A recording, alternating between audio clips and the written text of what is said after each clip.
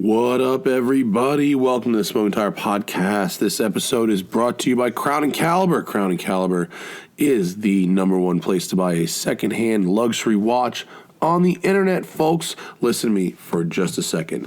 All of you, not all of you, some of you are thinking about buying your first, second, third, fourth, or 10th watch. Take some advice from me. I've been around this block a lot. You want to buy this stuff secondhand, but you don't want to buy it in a shady way.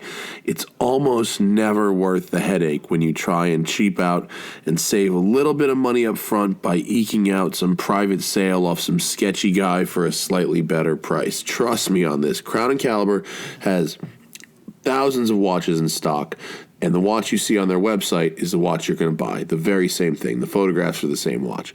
Then they've got technicians on staff that are going to make sure that watch works good before they send it out to you. If something happens to that watch and it stops working, they have a limited mechanical warranty. They can make it right, and that way you can enjoy a watch, whether it's new or used, with confidence from Crown & Caliber.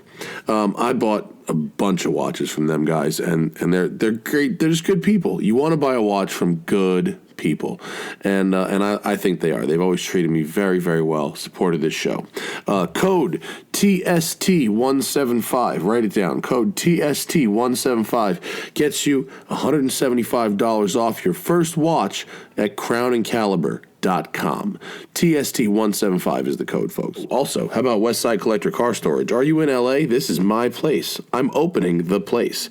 Are you in LA? Do you live here? Do you come here often? Maybe you want to leave a car here? Westside Collector Car Storage is for you. If you need somewhere to keep your prized vehicle out of prying eyes, but away from maybe the street, off the street, you out of that situation you're in right now that my neighbor's got it, but I don't know, whatever it is, I've got you. WestsideCollectorCarStorage.com. Check us out. Our website is up. Check us out on Google Maps. We're right by the airport. We're right by Venice. We're right by Marina Del Rey. Right by all the tech offices, Facebook and Google, in the heart of Playa Vista. Hit us up at WestsideCollectorCarStorage.com. All right, folks, on this episode of the show, me and Vinny Russo are in studio. Zach is at home, not feeling well, so we're here talking about the McLaren GT I'm driving this week, the new 2021 Bronco, the Diesel brothers getting fined almost $1 million, taking your questions, as well as probably some more good stuff. It's me and Vinny Russo on the Smoking Tire Podcast. Here we go. Hey, Smoking Tire Podcast, folks. What's happening? That's how you know it's live. That's how you know it's live. It's also how you know I've had a fucked up day. Hi, Vinny. How we doing? It's weird to say hi to Vinny because I say hi to Vinny in my underwear at 6 o'clock in the morning because Vinny lives at the crib and he's at the gym, and I hear the end of his elliptical machine workout in the morning. Beep, right about when beep, I beep. The beep haunts me sometimes. I know. No, I wait for that beep. You know, Conrad knows the beep. Oh, yeah. Because he naps, and then when he hears the beep, he's like, oh, now he gets some scratches. Now we go inside. But, yeah, we are here. We have no Zach today because Zach wasn't feeling good, and I'm worried about Zach having the coronavirus. I'm not really, but kind of. I'm more worried about it today than I was yesterday. We can tease him about it at least. Well, yeah. Like, are my levels all right? Yeah.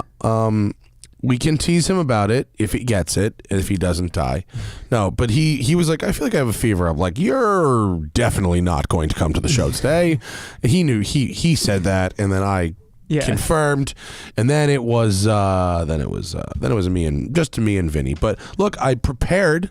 Oh. I wrote down topics. Which is kind of cool. Things to talk about. Well, normally it's not like I don't have to, but then I was like, well, why not be prepared? But also, like, what do you guys want to talk about live, folks? Get in the super chat if you want to.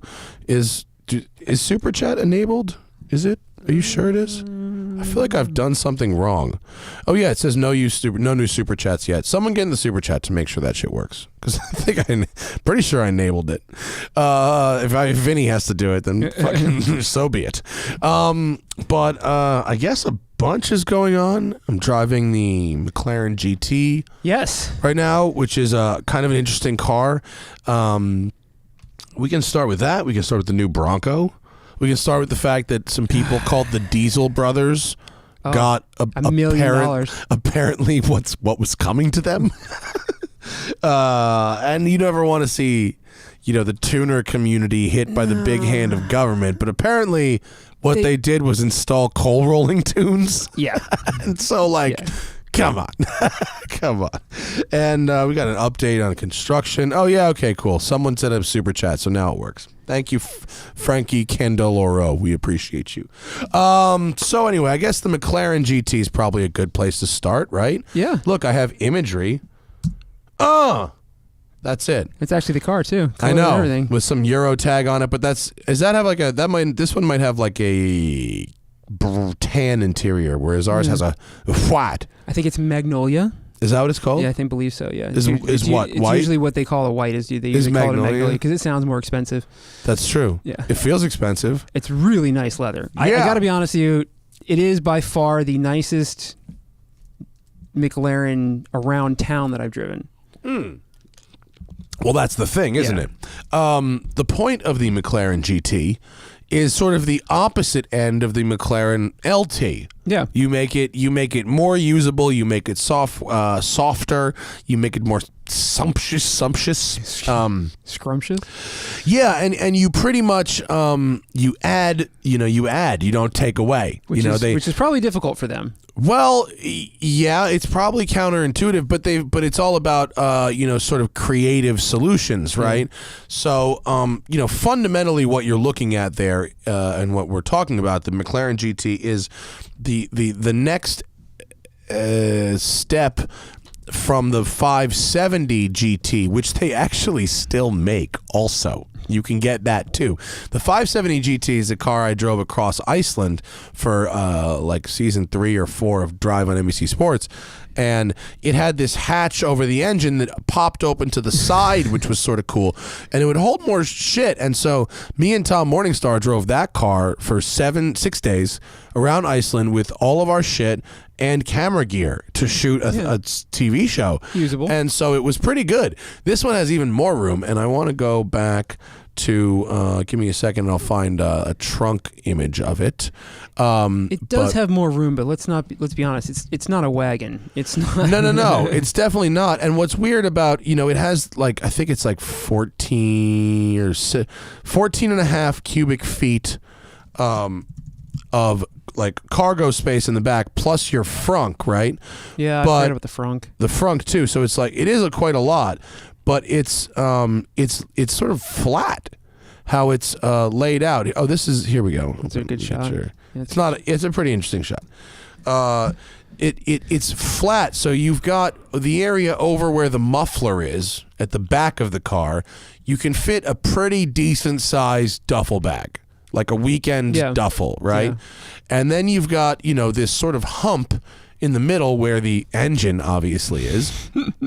And then it dips back down into a lower shelf behind the seats. Which actually is quite usable. Yeah. Because you can reach your hand back there and get to stuff. And so you can fit, one duffel here in the back, another duffel behind the seats in the front, maybe even 2 duffels there.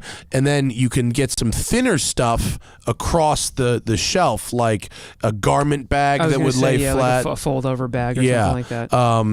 Or the idea is, I'm not sure how you get the golf clubs. They say golf clubs, but I don't know where the golf clubs go. I'm not seeing golf clubs there. I'm not seeing golf clubs happen. Maybe like a mini putt golf executive course thing. I'm not seeing golf clubs. But surfboard, we have a surfboard at the house. We have Tim's surfboard at the house. We need to try that one. Surfboard and skis both can go inside. And so if you're looking at the photo that I've got up, or I'm going to show it in my video review, there's this material on the floor of the trunk that it's it's got like a ridge on it, like grippy dots. Yeah. It looks kind of cool in this photo, and it looks kind of cool when you look at it in our car, which is the white. Yeah. It feels like egg crate. Yeah. Like it actually feels almost like the plasticky flooring. egg crate. Yeah. and it's not like a nice material, but I'm told it's incredibly like scratch resistant. Yeah. So it may not feel nice, but apparently it will look that cool forever. Well, if you want to consider that a trunk, you got to have like a trunk mat in there, so that's kind of what it is. Right. So. And then there's a pretty cargo net that covers a bunch of it. Yeah. And then this photo actually shows the bag, which I'm pretty sure the bag is for the head of your surfboard. So that when you put the pointy end of your surfboard in the trunk at your face, you're not smashing it against your face. You're not in a crash having a problem there. I don't see WeatherTech doing a whole liner for that though. They definitely would, bro. You know they will. They'll have a race team for it, and they'll get right on it. But so it's a 570 tub, right? Okay. They widen the bodywork with these to change the styling, and also I believe they take some of the shit that was on top of the engine and move it further out to the side. Yeah. You know, so that they have more room down the middle, right? And then the engine, instead of being the 3.8 that you get in the 570, they put the 4.0 from the 720 detuned to 612 horsepower.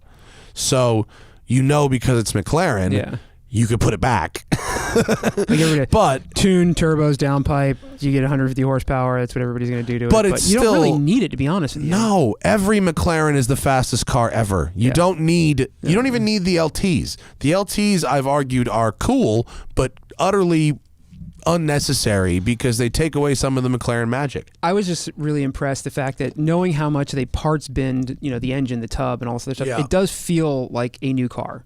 It's because I don't know if it does. In the way that it's presented, more comfortable.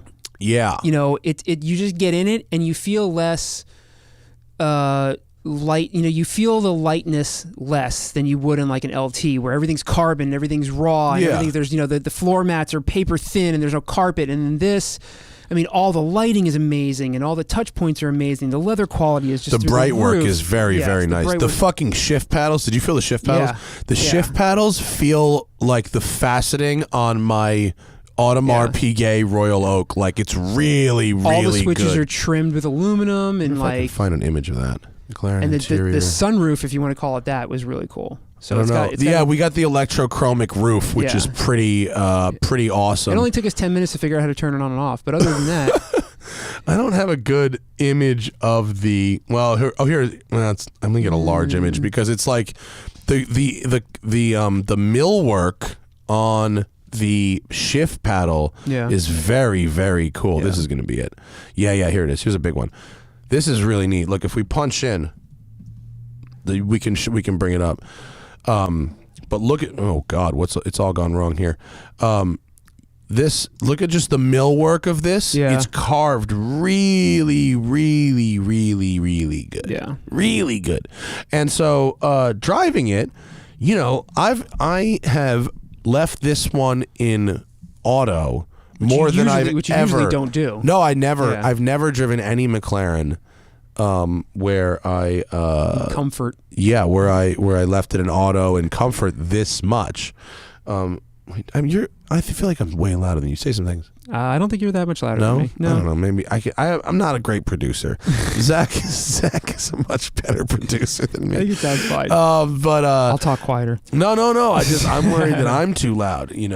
But I think it's really impressive how they have tuned the character of it. Like in auto and stuff, it's really smooth. The transmission's real smooth. You know how in the LT, like you can kind of like drive it almost like a manual where you make it like revvy and engage the clutches in a certain way. Yeah. This one is programmed to engage the clutches like with creep. Like it's got more idle creep and it's like it engages it more like an automatic or like it's not as like launch control-y every time. You know what I mean? The thing is they didn't just throw a real interior into a 570 and call it a GT car. They actually took the time to go through small little things like the suspension, like the transmission programming, and they really did the best they could do with taking what is, one of the best sports cars in the world and making it a little bit more comfortable.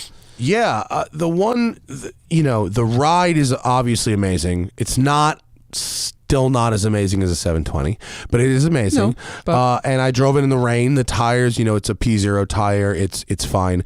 People kept saying that front 3/4 angle I was showing is very C8 Corvette-ish. I think the rear is much better, and I think it's a lot more elegant than the C8 Corvette. Having said that, there are certainly similarities.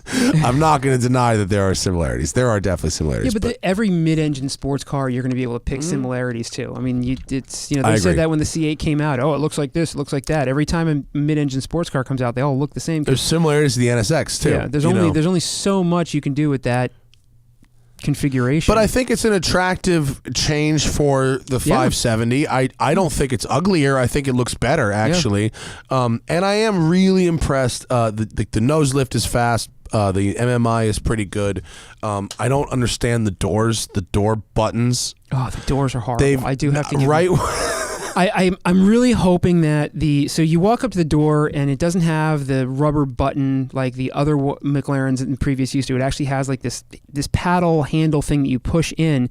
But the problem is that you push it in and the door, you would expect the door to pop open, but you have to like push your hand into the handle and then grab the door and pull it to the point where then it starts to open. It's really strange. It almost, and I'm going to say it almost feels like the lift on the door feels a little worn out. Like it feels like there could be a little more pressure in there. 2,000 miles on this car. Yeah, I mean, but it's it's an early production car. Or maybe maybe there'll be an update for the door. The door handle by far is the worst thing for the on visuals. There's rather than there being a button on the underside of a scoop, right? So first McLaren started with the 12C with that wavy bullshit. Yeah. Which then they were like buttons. The button is a simple solution that works.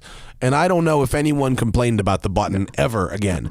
Now they've got this thing, and if you're looking at the picture, it's at the back of the door, right where it meets the scoop, and it's a pretty big square of bodywork. It's like 3 inches by 2.5 inches, maybe. It's a decent size. And you have to press this thing in, and there's no feedback from it at all. It's just somehow you would is a expect button. the feedback that you press it and the door opens, but it's not. You press it and then you have to kind of pull the door a little. You press it and the window comes down an inch, but the door doesn't pop out, and so it's kind of not a great door handle. Like I know this is a dumb thing to be talking about. But you use it that's something that you use every single time you touch the car. Like how did the company that made this shifter paddle also decide on this door handle? You're also going to want to make sure you paint protection that handle. Yeah. Because if your girlfriend's got huge nails, you're going to get over to the passenger side of the car. Or boyfriend. This is California. Sorry, I apologize. This is California. Anyone that gets in the car with extended fingernails is going to scratch that handle. Or rings. Yeah. And so now, driving it is really nice. It's fucking fast as hell. It's 0 to 60 in 3.1. It's 200 mile an hour car. And it's also it's got adaptive shocks that in soft mode are tuned really soft. So it's really, really nice to drive around the city. Yeah. But the one I have is 210,000 base, 250,000 is tested. Okay. And it's not really like a 911 where like the stuff that it's got to make it 250, some of it you don't need, but a bunch of it you kind of want, like nose lift. Like you need nose lift in a McLaren. That, you know what I mean? Like the park distance thing, like you probably want that in a McLaren. There's what is there's some package, the sport exhaust, really, you're not going to get a McLaren with sport exhaust? I know, it's $3,500 and the car is so quiet without it or with it closed. And even with it open, it's not that loud. And so you definitely need that. And then it's up to you from there. So it's big. The problem is its biggest competitor, dude, is itself. Is a used 720. And as far as like for me, every day means easy to get in and out of. Yeah. And these 5 Series cars are not as easy to get in and out of as the 7 Series cars. That door sill is strong. It's wide, and they don't have the roof cutouts. The 720, the doors cut into the roof. Wait. So for you, that's even worse. Like if I look at like 720S doors, and look, here's a perfect example. The 720, this cutout here of the roof, right? Yeah. That means you can plop down into it. Yeah. Plus, the 720's chassis has narrower side sills as well, and it's just easier to get in and out of. So, unfortunately, yeah, I mean, look, here's a great picture. Well, the other thing was funny is like as we were driving, you and I were hitting elbows on the armrest. Right. Oh, that's a small image. Sorry, folks, but you get the point. The 720, yeah, it's more expensive new, but a used 720 is kind of the same thing as a new 720, and it's actually even better as a daily, except for when it comes to carrying some shit. Well, I've not made this private, but I'm not a huge fan of McLarens. Like as far as I feel like they're too cold for my personal taste. I think they're impressive machines and they are quick. But I got to say, the improvements on this, I was actually really impressed, and I think I like the direction the McLaren's going. And like I said in the car, I was like, in 5 years, they're going to make a really great car. No, they make a really good car now. Yeah. I know you're a huge fan. I mean, look, they're definitely fast. I don't like that cold, but this takes some of that away. This warms up that feeling of the McLaren a little bit to the point where it feels a little bit more connected to the person, because it just adds some warmth with the extra leather and just the little small details of the design. I felt a lot better in that car and than I did in the other McLarens that I've driven. I just think that for the price, it's for the price and for a car that's intentionally their most comfortable car, it's not their most comfortable car, which to me is a bit of a setback, but it's still. It is. I mean, it's very nice. But is that McLaren's version of detuning the Cayman so it's not faster than a 911? No, I don't think it's Cayman complex. I don't think it's that at all. I just think that they wanted this a car that's going to be used every day or intended to be used every day or whatever. I think they didn't want to come and go, here's our $450,000 daily driver. I mean, yes, $210,000 base is still an insane amount of money, but that's what a Turbo S costs. I mean, that's the same. Yeah. So at least it's like, it's new for new. Yeah. From going from this to a 7 Series car. The difference between that and a 911 is that looks exotic. The 911 is going to always look like a 911. So for 210, there is very few cars on the road that look as exotic as a McLaren. True. That'll never end. And this car's been getting looks. People have been looking at it, even in a relatively subdued color. Like that one I just had, like I was just showing... the one on the Instagram post, yeah. Like this is the one that's on my Instagram post, and then like this is the one that's outside right now. So that navy blue, that's a handsome color. It is a very handsome color. It is not a flashy color, and I don't know if the GT would look good in Skittles orange. I don't think I would do it. The ones I've seen, I think gray. No. These are the colors, but you got to find where's that customer that wants to stand out, but wants to blend in, but wants to. I'm sure they're there. Yeah, they're there. I'm sure they're there, but I don't know. Well, it remains to be seen if they sell.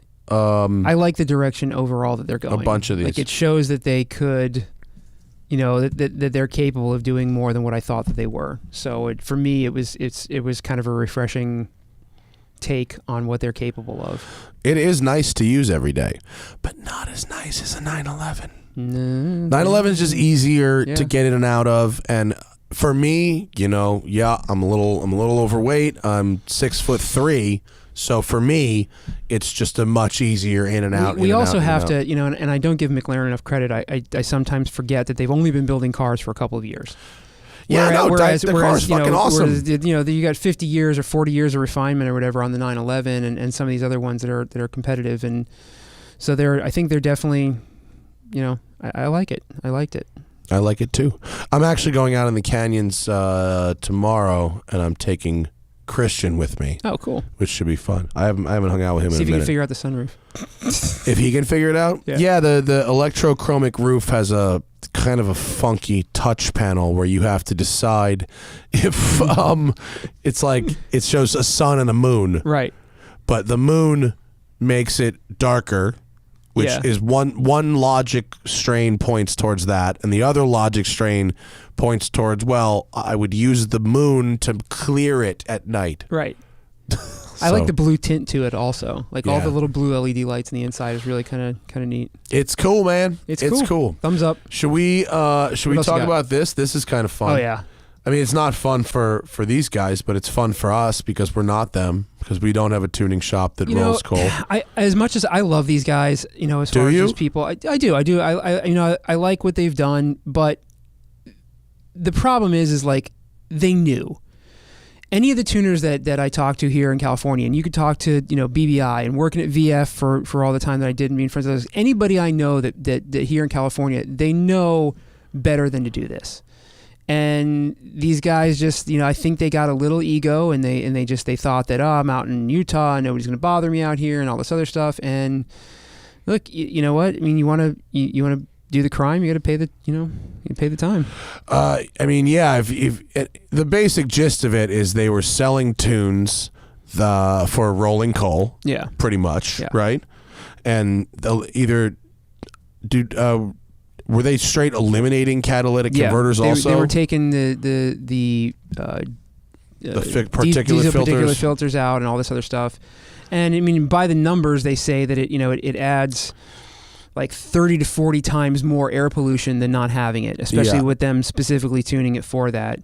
And they got violated for 400 times that they got busted for. Well, and somebody, wow, I mean, I have to say, I do have to say, I like this 6-door Ram pickup they built. Yeah. And it's got 4-wheel steering. Yeah, I'm kind of a fan of that. They built some really cool stuff, and they've got some cool personalities for TV, and the guys at the shop there are actually really talented when it comes to the diesel and building the big trucks. They just got a little bit of an ego, and I honestly don't think that they really thought that they were going to get in trouble for it. They're like, we're too small. It's Utah, that stuff's for Ford and GM. They're not going to bother a little small shop like us, and da-da-da-da.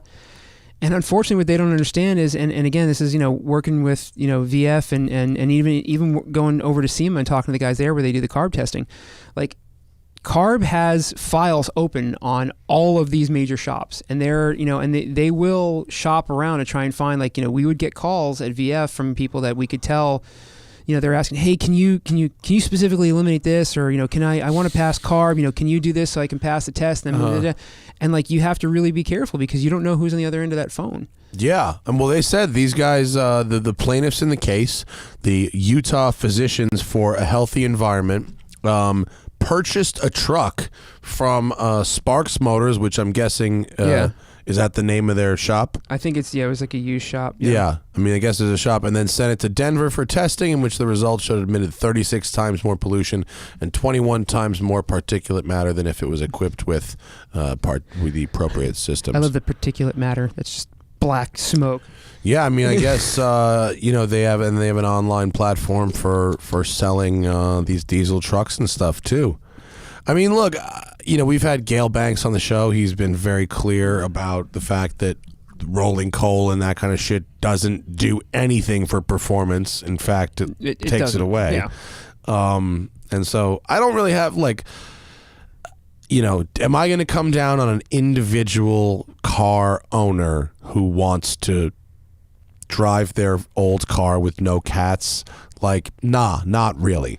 Am I going? But if you're operating a business where a big portion of your business is dump fuel into atmosphere, it's come on. And then you put it on TV. And then it's on television. Yeah. So I mean, the thing is we used to have jokes about that. My understanding, one of the best ways to make things legal that was to put them on TV or put them in the White House. Yeah, either one that works too. The thing with this is that they knew back in 2016 was that they got their first complaint in 2016, and they should have been a little more careful. And instead, right around that time is when their show blew up and they got really big. And I think their ego got caught, and they just. I mean, dude, if the TV's lawyers, have been like, oh no, this is cool. We can air this, and they're gonna make the TV pay for the fine. You probably think, probably think, oh, these guys are gonna cover us, we're all honestly, right. The $950,000 fine is cheap when you consider that, if they literally legitimately have 400 different possible complaints. Yeah. Apparently there was something in it about exempt, you can't declare bankruptcy either. You got to pay it. It's like your student loans. Bankruptcy? No, you got to pay that shit. That's government. Yeah. You're not doing it ever. So it sucks, but they know better. I mean, you want that stuff, move to Texas or Florida. Right.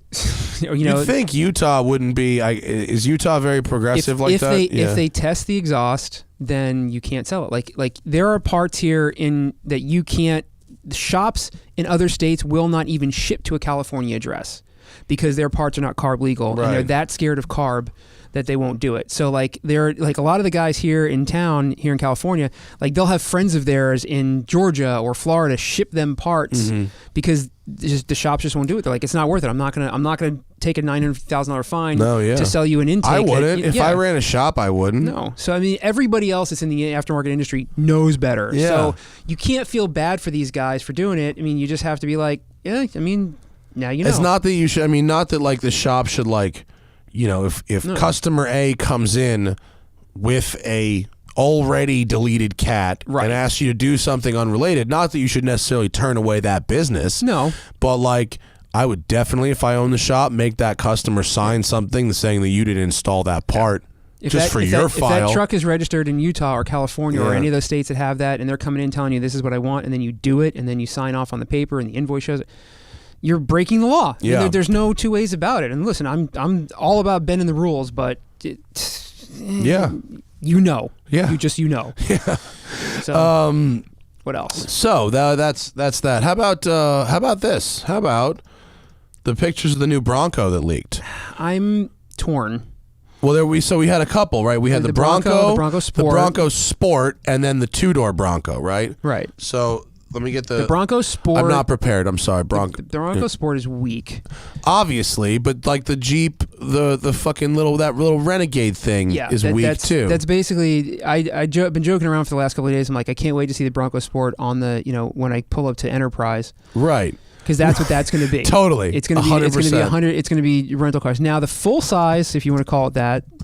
I think is that what they're actually calling it? Yeah. I just saw the images. There's also supposed to be a version of it that they may do a Raptor version of it or something like that. What the fuck? Oh, there it is. This is it.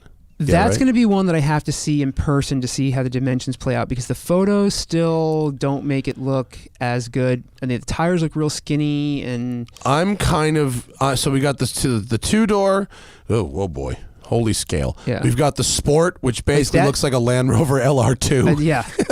That's the problem. And then we've got the 2021 four-door. I think the four-door looks great. Yeah.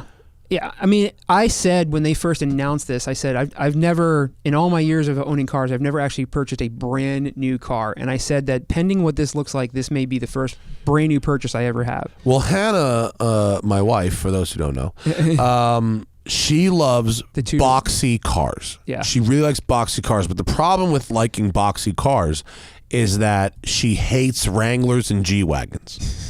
Not because for a variety of reasons. Yeah. She hates G-Wagons for what they stand for. Yeah. And the people who drive them. And she also had one with a press car car with me, and she hated it. But we rented a Wrangler in Hawaii, and she fucking hated it. She was like, people spend how much on this shit box? Because, there's like the doors are made of plastic and cloth. It's also a rental one. I mean, the Saharas are a little bit nicer. Bro, good luck convincing her that. But whatever. I agree. But so she had a Mercedes GLK, which was pretty boxy, the square little square one. And she had a first gen Ford Escape, which was not that boxy. But back in the day, she had a Grand Wagoneer and whatever. So she has been waiting for the Defender and this. The Defender, I know people are stoked on it. I'm kind of stoked on the Defender. For her, bit of a letdown. Too soft. Not boxy. Yeah, too soft. But I showed her this, and she just wrote back, boxy. Yeah. So that's her version of 2 thumbs up.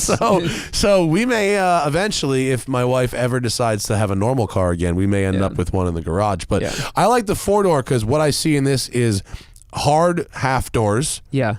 That look reasonably well molded, not just perfectly flat, with a soft roof. I'm sure there's going to be a hard roof option. Yeah, of course. Obviously. Raptor-esque tires. Yeah. I'm sure it's a styling thing, and those aren't full beadlock wheels, but possibly beadlock wheels. I like the flared fenders. I do. I mean, I see potential. Yeah, I really do. I do. If it in person, the dimensions translate as well as what those are, I think it's going to do really well. I always feel like the smaller version is going to almost take away from it because it's going to make it. Well, wait. Let's get the two-door. The two-door. This is like a leaked image. I'm pretty sure it's legit though. This looks like it's inside of fucking Ford, and the wheels and stuff, and everything is the same. Matches. But this looks awesome. And by the way, if you apply this hardtop formula to the 4-door, you see we're talking. Did you catch on the 2-door the grab handles in the hood? See that? Yeah, here. What do you think that's for? Dropping it off of helicopters? Yeah, it's probably styling bullshit. Yeah. I bet you that's nothing. Can you see on the hoods up on that one? You can't.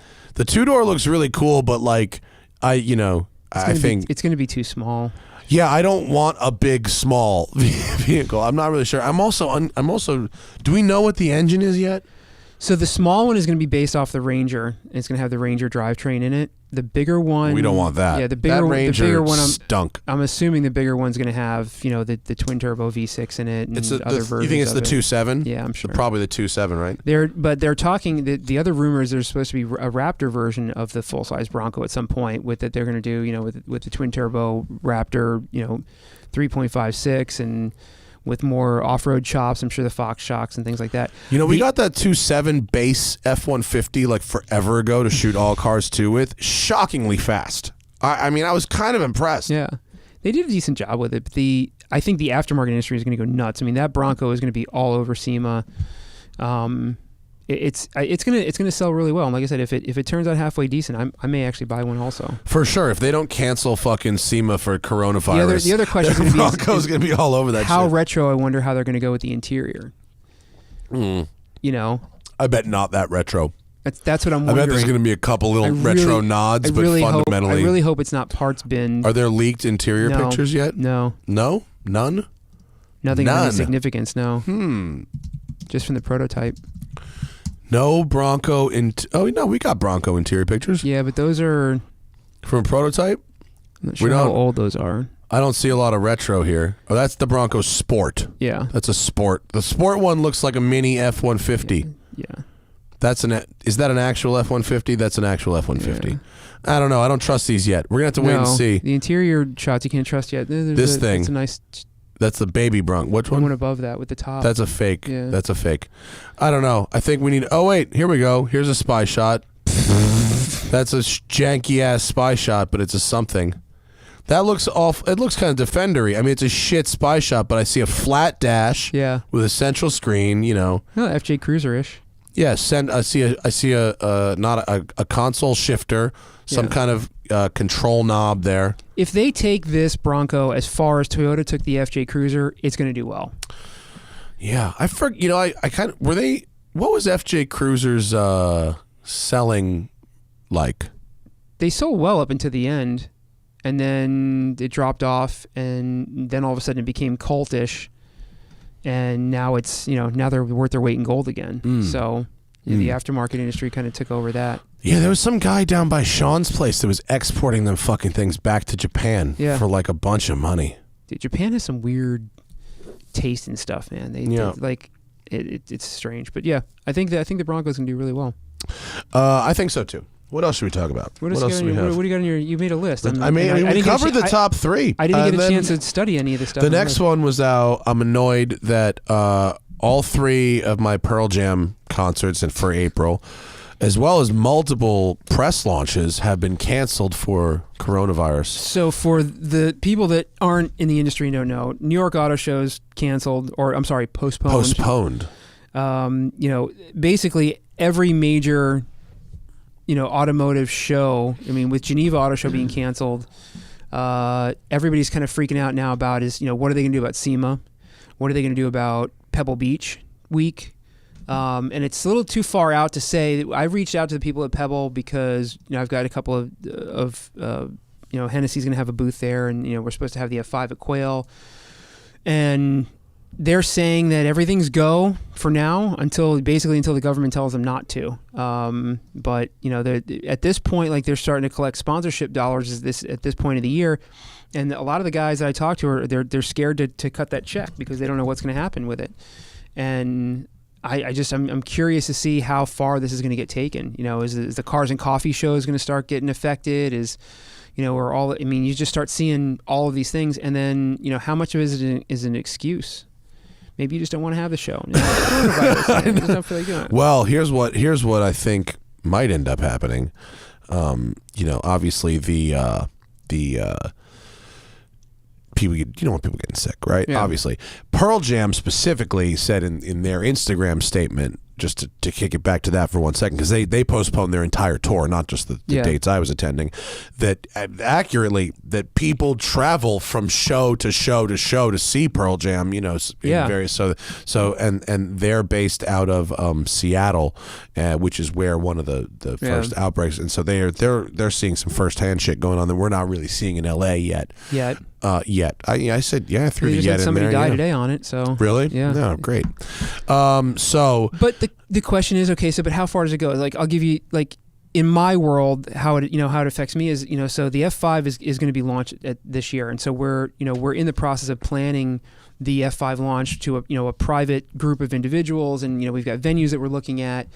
So it's like, figure midway through the year we want to have this launch, and we're inviting, I don't know, let's say 100 people we invite to this launch, and it's the same launch that everybody's seen a million times. You have a private venue and you bring out your customers, the people who put deposits down, the media. But 100 people in a room, are those people going to not show up because of the coronavirus? Are we not going to be allowed to even have it because of the coronavirus?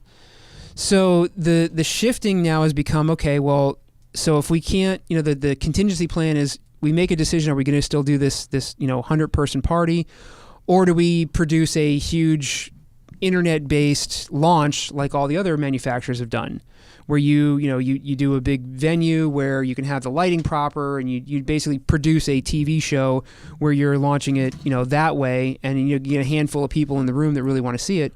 But you don't know how the crowd's going to react. Do you have it and then you invite 100 people and they're all like, no, I'm not coming. I'm not leaving the house. I don't want to get on a plane. I don't want to drive. I don't want to be around 100 people. What do you do?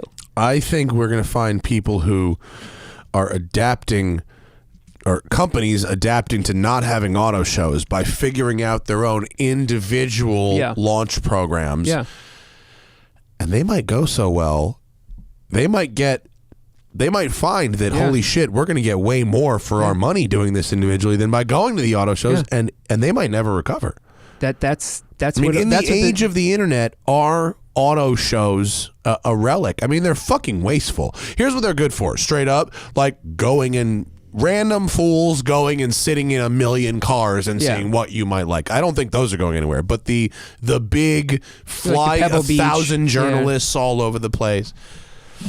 I don't know. And it's like the people that I know in the experiential marketing community are freaking out right now, because this is their livelihood. They're used to putting on these big, huge. I mean, when you think about how many, the Pearl Jam concert, you've got all the roadies, they're now out of jobs. You've got all of the production people, they're now out of jobs. You've got the people that are at the venues are now out of maybe not out of jobs, but they lose that chunk of money.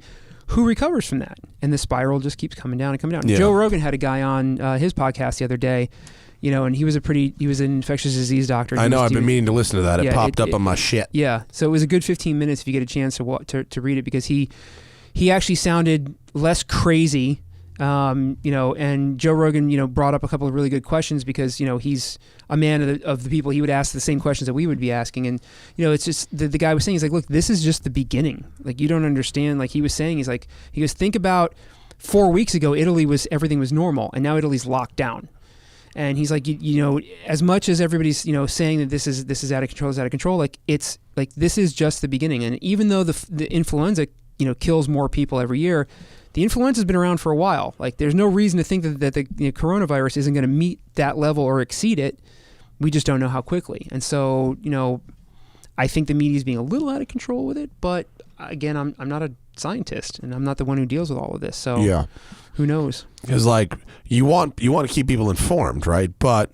And you also probably want people who are feeling sick to stay the fuck home. Your Pearl Jam concert, the first one was at the end of April? Yeah, no, it was like the 10th. Okay, so would you go at, if it was still happening, you got a month from now of all of this media, of all of this stuff like that, would you go and not worry? Yeah, I would. I would. But how many other people would or wouldn't? I don't know. I understand the business decision. I'm not complaining about it. I mean, I suppose, yes, I am complaining about it in a very technical sense. Yeah. I am annoyed. Yeah. I'm glad I didn't book my hotels. Yeah. I'm bummed out that I booked the new Shelby GT 500 to go to Phoenix to see that show. You still do a road trip. I could still drive it very far away. Unless Jason Camp is listening to this and decides I can't anymore. But I mean, it's going to be interesting because a lot of shit is getting canceled. Yeah, and it just affects so many things. One thing like a concert gets canceled, and there's food vendors and there's transportation people and all the hotels. I mean. Coachella got canceled, and I swear to God, you could hear it in the streets here in LA. Well, one of which one was the South by Southwest? No, the one that's the electronic music one. Stage. No, that's country music. There's an electronic music one, Ultra in Miami, and I guess they canceled it and kept everybody's money. Yeah, that's not going to go over well. I mean, they were, because I think Miami or Florida banned, gatherings of more than 1,000 people. So like the promoter, wanted to do it, you know what I mean? Yeah. And so they were like, look, we want to do it. It's not our fault. We can't do it. So kept the money. That's not going to go over well. Kept the money. All right, we're going to do about 30 minutes of that old Q&As. We got a bunch of super chats. We're going to get through them. And I say for the next 5 minutes or so, if you want to get in there with your super chats, we can get to your questions. If they don't suck. Yeah. Honestly, if they suck, I reserve the right to not do it. Your show. Seriously. Your show. It's a quid pro would ya. It's not a quid pro quo. It's a quid pro would ya. So let's see. Joe Makes Drifts says, did we see the Detroit sideshow nonsense that just went on in Detroit this weekend? The pics and video look real sketchy. The story I was told about this was that, I don't know if I just Googled Detroit sideshow. If you there you go. Yeah. I mean, look, there's a lot going on, but apparently a creative solution has been found, and Detroit PD, or at least a member of the Detroit PD, decided to have a vacant lot and let people have a little sideshow, a little burnout sideshow over there, because it became such a problem on the street. Well, this is exactly the same thing as like those cops who build drag cars and go raise the kids in the drag strip. Like, I mean, I'm shocked. It's not exactly the same. There's people standing real close to that Camaro. This is sketchy, but I suppose you can choose to be on that lot or not be on that lot. It's going to be sketchy, but not blocking traffic. So, if those people want to sit there and kill themselves by getting hit by a car in a parking lot, it doesn't affect the rest of the people on the highway that's ruining their day. Right. I agree. Every single person standing on that lot, especially right here in this scene here, every person in there pretty much could go. Yeah. I mean, not could go, because they're people with families, but like they chose their fate by standing with there. What we worry about is like running over a person just crossing the street. You know what I mean? The problem is Hoonigan does such a great job with the Burnyard Bash. Like, they sold out Burnyard Bash last time. They brought out they bring out celebrities and they have all these cars, and they basically do the same thing, but in a controlled environment where the crowd is going to get killed. So why couldn't that be, if this is really, really what you want? I mean, part of this I get is the excitement of it being illegal.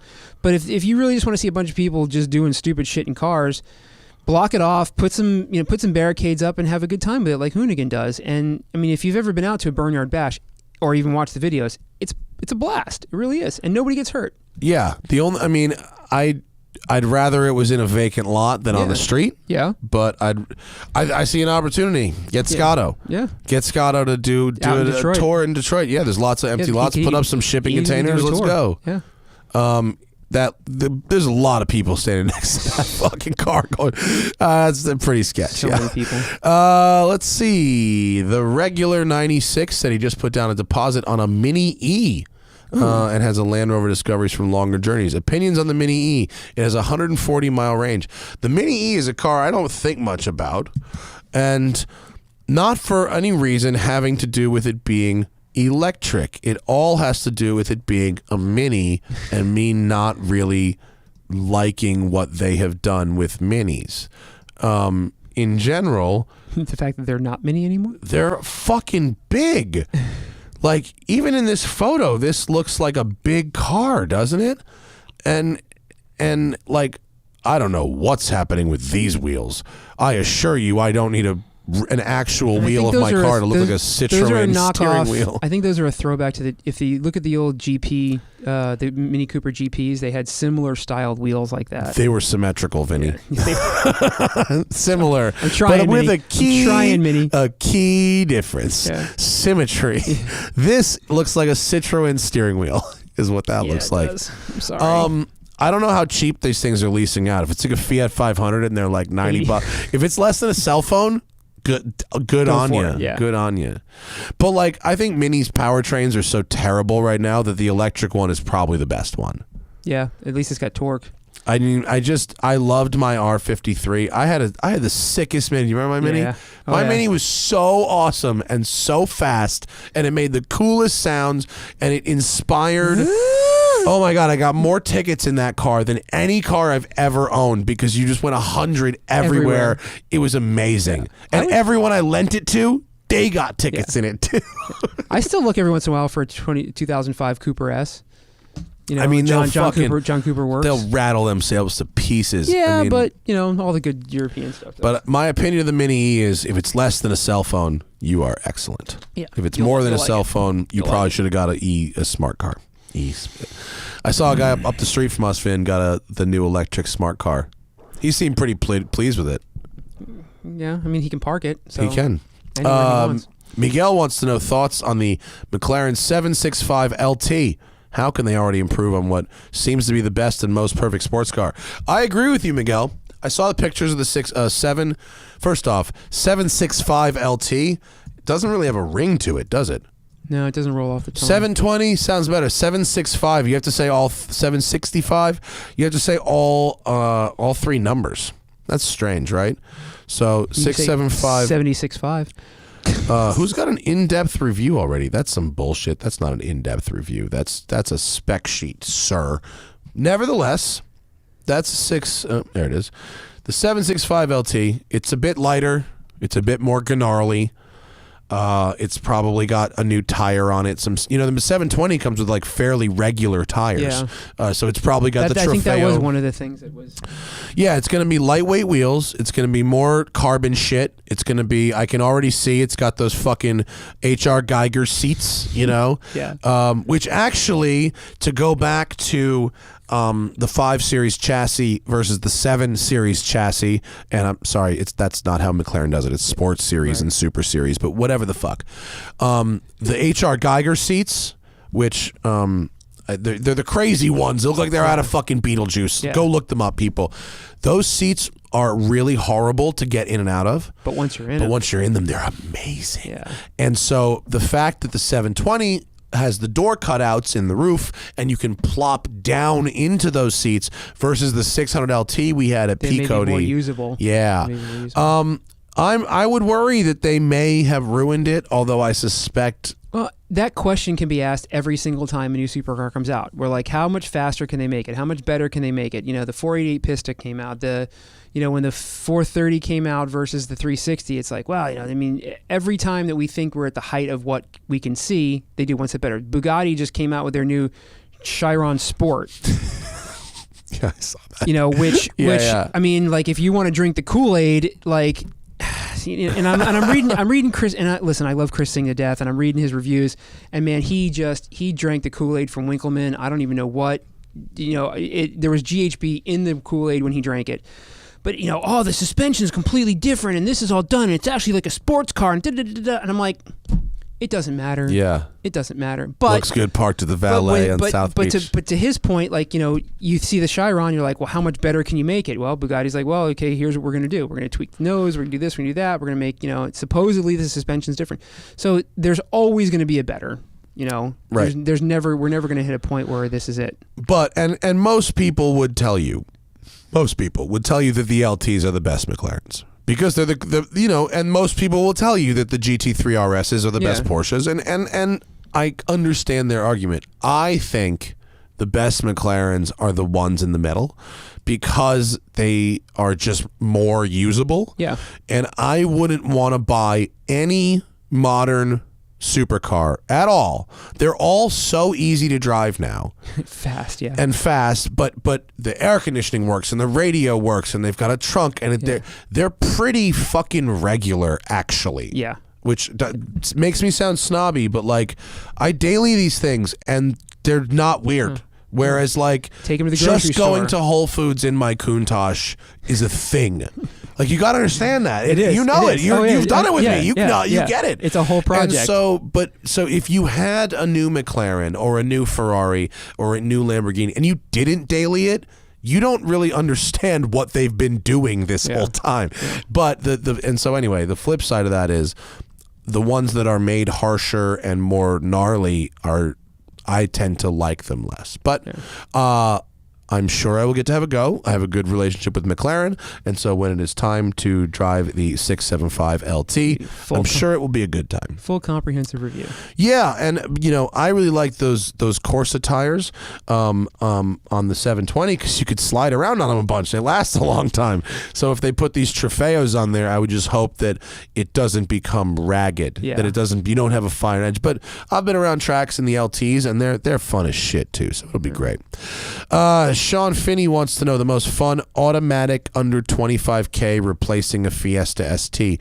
The BRZ's automatic is way better than you think it's going to be. The paddles are really responsive. It's not super slushy. I actually think that's pretty decent. You can also get probably some used BMWs at this point that have the ZF 8-speed like your late 328. You really can't go wrong with anything D. you find that's got the ZF transmission.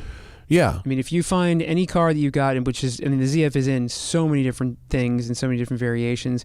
You take that and you can tweak the software on the ZF a little bit to your liking, but for the most part, the ZF transmission in anything that you can find it in is usually going to be pretty good. It'll be at least decent. It's better in some things than other things. It depends on for instance, Land Rover Jaguar actually buys the gearboxes from ZF and puts them in their cars, whereas Chrysler licenses the design and builds them themselves.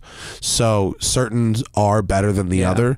I mean, at this point, automatic under 25K, BRZ FRS is a good one, or any number of used vehicles that'll have the ZF 8-speed, which is at this point a lot of off-lease 3 Series. Yeah, a lot. Nick D'Amico says, thoughts on dailying a rear-wheel drive car like a BRZ. I'm sorry to come back to that. It's BRZ day on the Smoking Tire. It's thoughts on dailying a rear-wheel drive car like a BRZ in New York on snow tires. I'm not shy of snow driving or buying good tires. I say at least try it. Yeah. Unless you are driving up really steep hills. Steep hills are the only reason I would say that you may want to go with I've seen a couple of different articles that did comparisons of all-wheel drive on all-season tires versus rear-wheel drive on snow tires, and the rear-wheel drive on snow tires usually is a better ride if the weather is that harsh. And he says New York. He doesn't say if it's upstate or if he says in New York City. I mean, it doesn't matter. But the amount of snow. The amount of snow matters. Yeah, but the you're not. It's not that much snow.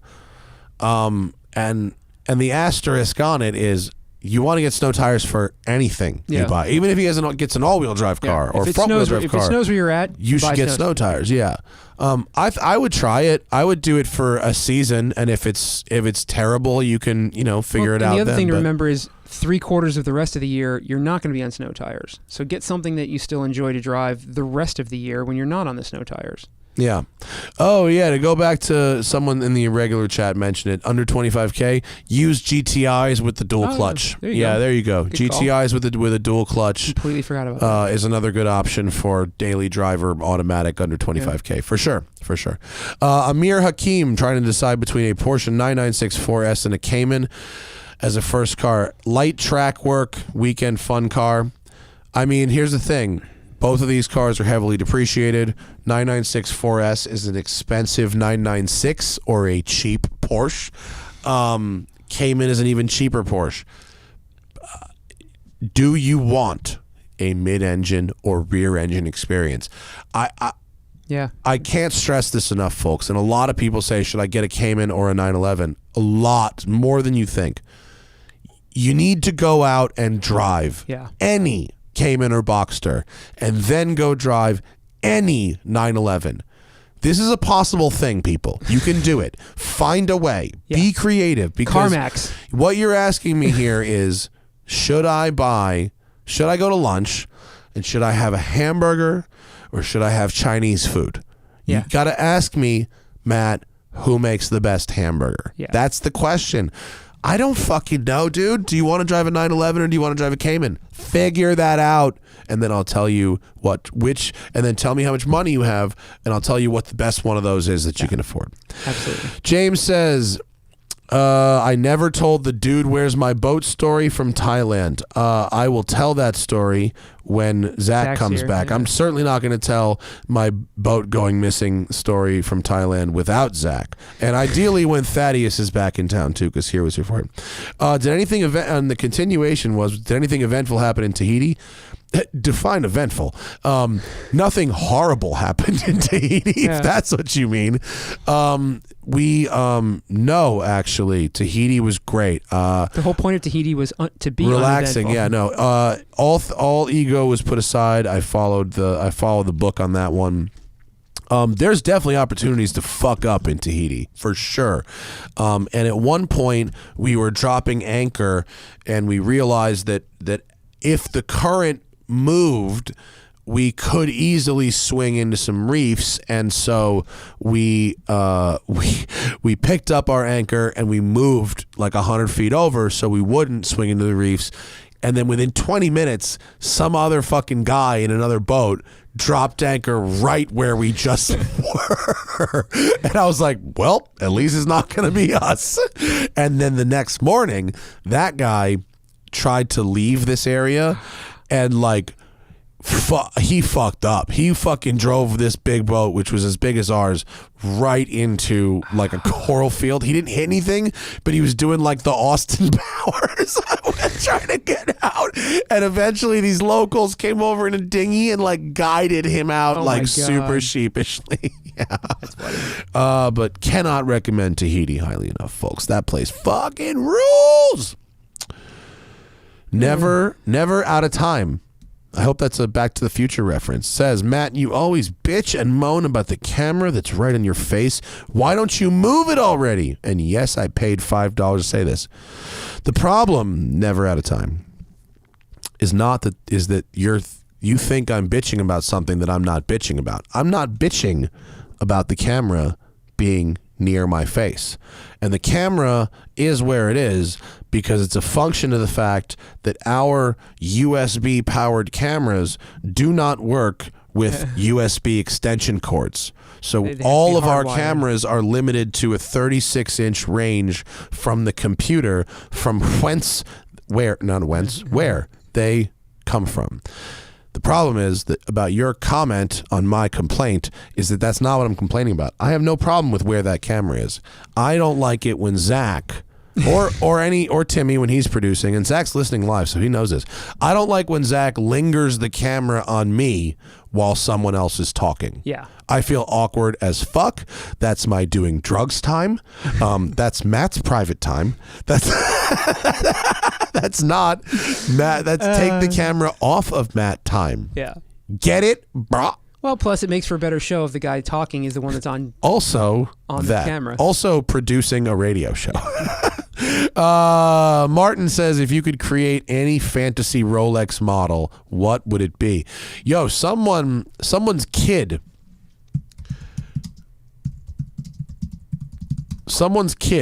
at someone from Hodinkee, their kid came up with the Sprite GMT, which I fucking love. That is nice. And the Sprite GMT is just like you think, Sprite colors, lemon lime, yellow and green. And it would work. I would rock the shit out of a Sprite GMT. They've already got the Pepsi GMT, which I own. It's the blue and red. They have a Coke GMT, which is black and red. Are those names unofficial names? Unofficial. Though? Yeah, unofficial. But why shouldn't you go for a third soda? Yeah. So I'm all about. That's definitely my fantasy watch that I would wear if it existed, but it does not. I could do a Zima. Yeah. St. Ides malt liquor model, yeah. Peter Chapman says a couple of weeks back you concurred no small dollar upgrade to something. Okay, wait, I don't know. What is that? Jesus. Well, if I really wanted to upgrade, should I get a 997 GT or a 964 RS America? With the market meltdown, what's the best value bourbon? I love the Taconic Distillery bourbon. It's from New York. It's very cheap. It's like $50 a bottle. That's not very cheap, but it's like $50 a bottle. It's fucking delicious. Drink it all. It's not worth collecting. It's worth drinking. All right, listen. 997 GT3 or 964 RS America. Those are two very different cars. RS America is a sucker car because it's almost fucking identical to the Carrera 2. It's like the BMW lightweight, the E36 lightweight. You're paying 3 times as much because it says RS America. Correct. It's a sucker's car, and anyone who really is into Porsches will kind of laugh at you if you get one because you're overpaying for what is fundamentally a Carrera 2 with RS doors on it. Unless you literally just have 100 Porsches in your collection and just want to have it as a collector Well, you can just car. buy for whatever you're going to get into an RS America, you can get into a better air-cooled car with that money. But it's not as collectible. If you're buying a car to drive, then you definitely don't want to buy the RS America. If you're buying a car to add to your collection of cars that are historical, you're not the money involved here is you should not be investing. It's not investment grade shit. But that's all the Porsche stuff. Buy it's to like, drive. I'm gonna do a special edition and I'm gonna charge 3 times. An RS America is not an investment grade car at current prices they're trading at, and neither is a 997 GT3. No. They both would drive very nice. Do you want to drive an air cooled car? If you do, a 964 is a great driving car. Yeah. Don't pay the RS America premium. Is a 997 GT3 a great driving car also? Yeah. That would be the Porsche that I would buy is a 991 manual GT3. How modern do you need that car to be? Everything I need is right there. Matt O says, oh yeah, shout out. That's just a shout out. Let's see. Huba Kabula says, will a Honda Ridgeline have enough off-road capability for camping in national parks out west? I think the answer to that is yes. I think I've done a bunch of off-roading in a Honda Pilot, which is the same as a Ridgeline. Yeah. You can go watch my video, and it does an impressive amount of off-roading, and I do not think you need anything more than that to go camping in national parks. No. Not at all. The new Passport's kind of cool, too. I think the Ridgeline's a pickup. Yeah, the Ridgeline's a pickup, but I'm just saying, they're doing, if it's a new Ridgeline, it's got the new drivetrain, it definitely is kind of cool. For sure. The regular 96 wanted to confirm $3,000 down and $280 per month for the Mini E. I mean, that's not horrible. I wouldn't pay that much, but that's not horrible. It's not. His other car was a Discovery, so he's going to save that in gas daily. That though. Yeah. Scotland FC3S says thoughts on suggestions for a summer car under 20,000 Canadian, back roads and 1 or 2 track days. C5 Corvette, Evo 8, BMW 335, RX-7s, no front wheel drive cars. I mean, it's a decent list. It's a good list. C5 Corvettes are great. Evos are really, really, really fun. If you can find one for under 20K that hasn't had the shit kicked out of it. 335s are also same thing. And you won't lose money on the Evo 8 either. Yeah, they're pretty stable. Yeah. I'd rather have a 135 than a 335. Yeah. FD RX-7s, get a right-hand driver from Japan to save money, but they're a lot of maintenance. I probably wouldn't get a 240. I mean, also, look, you've got a whole lot of you get a whole lot of Mustang, a whole lot of Camaro for that kind of money too. So I wouldn't throw those out of bed necessarily. Or go JDM. You might be able to just get. There's a bunch of crazy stuff coming around now that the JDM market is easily imported. I mean, I would definitely look at some of those JDM importer sites and see if there's something you hadn't considered before that maybe nobody else has. Yeah, I think you got a good list there. And in Canada, he can get all kinds of stuff we can't. Right. Yeah, the 15-year rule. You can get newer stuff. Yeah. I think you could take advantage of the fact that you pay not America prices for JDM. That would probably be really fun. Let's see. Frederick Marchand. Should I stay away from the Ferrari F430 F1 gearbox? Not necessarily. Just the gearbox or the whole car? The whole car. They're all right. They don't go through clutches like the 360s or the 355s do. They obviously don't feel as modern as the dual clutches, but if they have, there's a way to show how much clutch life they have left, and it is kind of expensive to do a clutch in those, but it's not an engine out.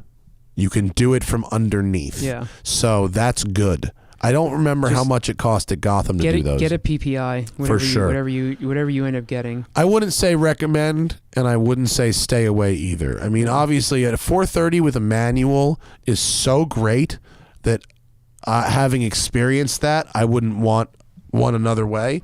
But it's not, if you use it in manual mode as opposed to leaving it in auto, it can be driven pretty smoothly. If you're in the market at that price point for a 430, I think that you have to get in that car and love it. Like, you have to get in and be like, this is what I want. I mean, I just saw a post from a guy the other day that, he had been saving up, and he bought a manual 360 coupe, and he was just giddy. He's like, this is the car I wanted since it came out, and I always wanted it. And he had a motorcycle, he had a couple other beater cars, and he probably paid less than $50,000 for it or whatever. But he was just stoked. He was giddy that he had it. And if that's kind of what you need. If you're getting into like the 430 with the F1, you get in it and you be like, this is the experience that I want to have. Get it inspected, get the color that you want, and drive it and enjoy it. That's good advice. Yeah, I like that advice. But it's definitely it got bearable before, But if you just don't drive a 458, drive a 458, you can't go back. Matthew Burke says, when did Aston Martin's automatic become decent? Looking for a V8 Vantage, but I know the early autos are meant to be rubbish. Most of them are pretty rubbish. Did it become decent? When did it become decent? Not really. I don't remember that ever happening. I mean, it's not that great in the old Vantage. It's bearable in like the 2013 and up cars. Bearable. When they went to Speed Shift 2. They went from Speed Shift to Speed Shift 2. Whatever that change happened, and the Vantage's engine got bigger too. They went to a 4.7. Whenever that change happened, it got incrementally better. If you're going to buy a V8 Vantage, you really want the manual. Yeah. I mean, you really want the manual. It's one of the few front-engine rear-wheel drive cars you can buy a manual. Why would you not take advantage of it? So decent is a stretch. Even the new V8 Vantage, which uses the ZF8 speed, doesn't use it that well. It doesn't. It's which is a waste because Mercedes has a brilliant dual clutch gearbox that works with that engine that they're using. Scott Colpitz says, is one C997 C2S experience better than 3 cars for the same price? For example, I can get a new STI, a 97 to 01 Prelude, and a late model 370Z for the same price of a 911. I would rather drive a 911 every single day than any of those cars you listed. I agree. So, I've had multiple cars, and so have you. The problem is that it's not the driving experience. I mean, there's so much that comes along without having multiple cars, especially 3 cars like that you're not going to drive all the time. I mean, those are just 3 okay cars. Those are the kind of things where you have all 3 of those cars already. You sell all of them to buy the 911. It's like I've got it. I had a Prelude as a daily. I bought a 370 for a track car. I want to get rid of all this shit and just have a 911 and just enjoy the one car and be done with it. That's very funny and very true. Right? Yes. So why would you go backwards? Yeah. You're doing the opposite of what people do. Right. Like I was talking recently about, for me, it happened with cars. At one point I had like 7 cars, and now I have 3 much better cars. Right. I had a Mustang, and I had a Nissan Skyline, and a C5 Corvette, and I had, and I got rid of all of that, and now it's Lamborghini, Porsche. You know what I mean? And so, I actually believe in consolidating upward where you can. I'm a collector, so I like having a bunch of shit, and so I know how appealing it can be to say, I have 3 cars, or go, I have this car for this, and this car for this, and this car for this. But like, literally anything you wanted to do with an STI, a Prelude, and a 370Z, it's not like you're saying, should I get a 911 or Should I get a Mustang, a motorcycle, and a pickup truck? That's you know different. what I mean? That would be different. Now you're talking about practical uses, and so even when I've had multiple cars, it's been like, well, I've got a truck to do this, and I've got a sedan for every day, and I've got this. This is a fun car for road trips, and then this is for the racetrack, and I've tried to fill all these little cracks. He's talking about 3 cars that are basically the same thing. Same thing. Yeah, and look, I love the Prelude. I thought that was a great car. They're nice cars. You were a little unfair to them. They're Yeah. fine cars, but if you can afford one 911 and you don't need a back seat in your daily life, you know what I mean? I would rather have that. Yeah, I agree. Trent says, I want a hot hatch daily. I'd prefer a GTI or a Golf R, but any other choices? I mean, is there some new hot hatch I don't know about? Veloster N, folks. The Veloster N. Yeah, that's the hot one to get. Look, the GTI and Golf R are soft. The materials are soft. They're squishy. The controls are very light. There's not a lot of feel. The Golf R goes really fast, but also not a lot of feel. The Veloster N has a lot of feel. Yeah. And so I would take a Veloster N over a GTI.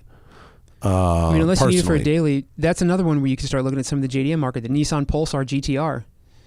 Oh yeah, Yeah, you can also start going Japanese on it. I mean, that's the home of the hot hatches there. Other than you could drive a Lancia Delta Integrale. 35K will get you in the door. Yeah, so I mean, there's other options than what you would normally think about. You got to look outside the box a little bit. Yeah, I think so, and I think maybe not limit yourself to a hot hatch. I mean, does it have to be a hot hatch? Use hot wagons. I mean, 35K. That'll get you into a 328D touring. E55 wagon. E55, yeah. Matthew says, what is the modern boomer coffin car? Just watched regular car review stream, and he said a V6 Cadillac CTS. That's a pretty good one. Yeah, like something where you'd see rolling around Palm Springs in the Landau roof. So everything in Florida? I mean, it's like the same modern. It's like the same. It's like caddies from the early 2000s still. Buicks. It's still caddies from the early 2000s. Lincolns. We don't see a lot of those in LA. No. They have money here. People, they get Teslas. They all just get Teslas. So annoying. Fucking Priuses. All right. Well, these are the things. I'm going to cut it off. We got a couple more, and I'm going to cut it off. I'm going to power through the last, but no more super chat. And then we got things to do. No, I'm just kidding. But really, we do. We do. Let's see. Boy. MDK Kaiser says, how does the speed of the new turbo supercars compared to some of the big power modified cars you were driving untuned, such as the Hennessy Venom?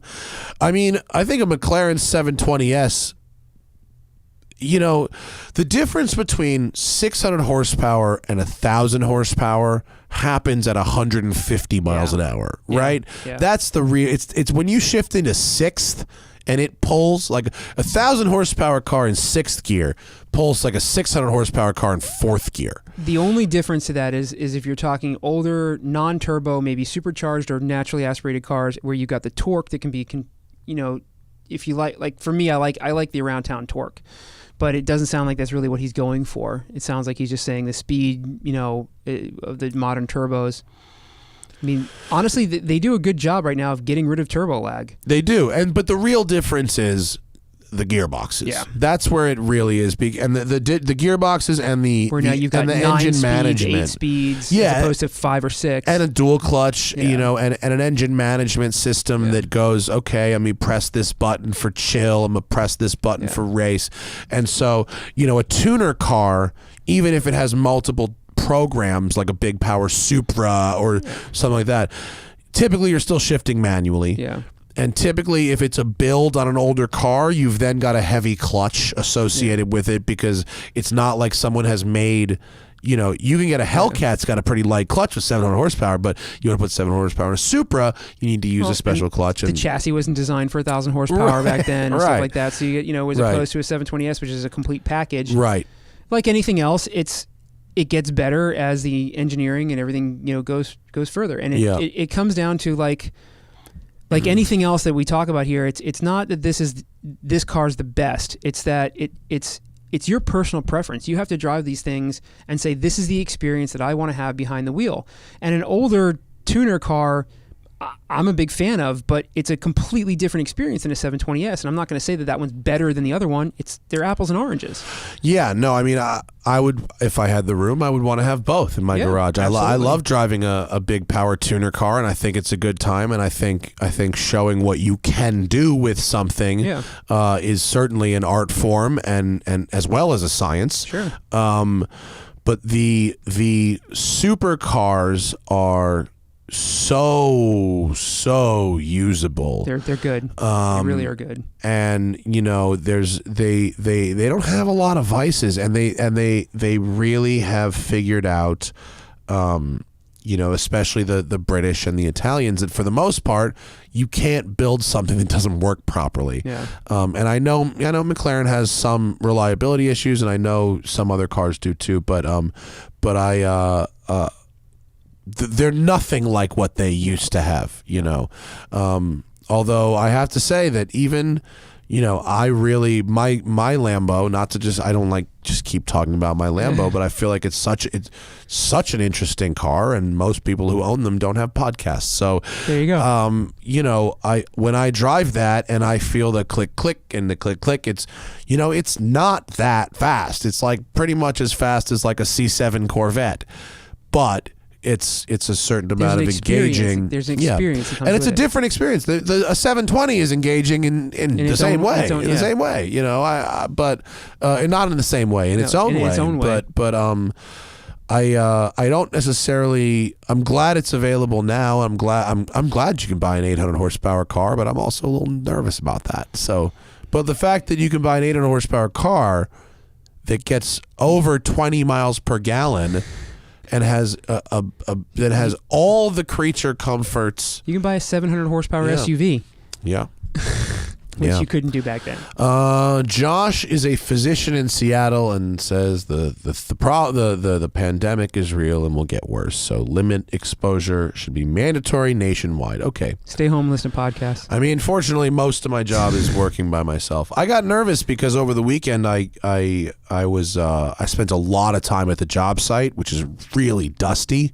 And I don't know if I'm allergic to dust, but I definitely am affected by dust. Nobody likes to breathe dust in. No, and I was breathing. And so when I got home, I was like coughing and sneezing for like 12 hours, and I was just like, oh God, oh no. And except, it really was We dust. need to get you one of those redneck scarf things that you pull up and when you go to the job site. Yeah.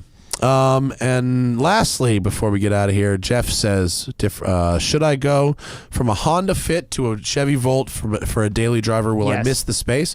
I don't think a Volt has that much less space than a Fit. I mean, it's not a hatchback. It is a hatchback, actually. It is a hatchback, yeah. I think you will definitely not be sad about that. It wouldn't bother me. I mean, I think a Volt, I'm like a Volt evangelist, and if you drive less than 50 miles a day, and then the Fit is such a narrow car.